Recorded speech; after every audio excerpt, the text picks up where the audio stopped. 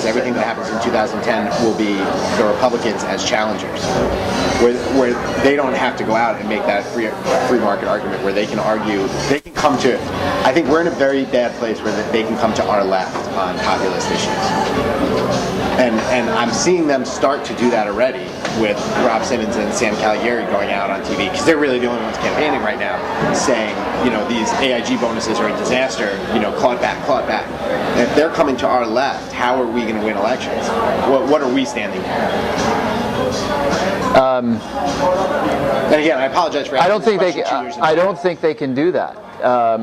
There's no Democrat who is saying that the AIG bonuses are not a disaster. It was a Democratic bill 3 weeks ago, which frankly was a flawed bill in many respects, that set the world on fire. This thing that came out of Ways and Means that was going to tax bonuses at 90%.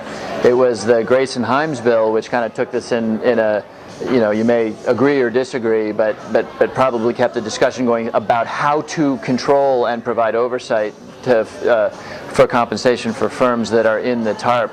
The Republicans, not the first bill, you had Eric Cantor vote for the first bill, but the Republicans, with the exception of 10 of them, opposed the Grayson-Himes bill, and they have constantly articulated on the floor of Congress the need to get government out of, and I know you're not talking about the congressional, you're talking about challengers, but I really don't see how you can look at, any of the Democratic elected officials and say that they weren't standing up for good oversight. We actually did some stuff that the Republicans opposed. And yeah, everybody can say we're angry at AIG. That's not a differentiating feature.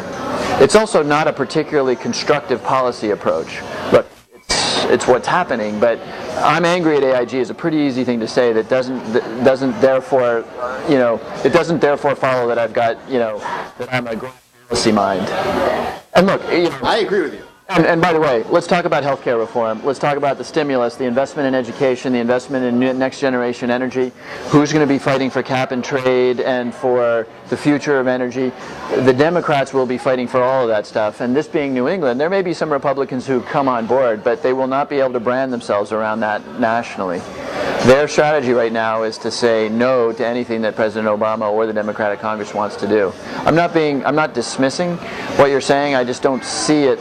The Republican strategy right now is to say no to everything that a president with 60% approval ratings and who's standing up for smart healthcare reform and smart energy policy reform and education reform is saying we're going to do.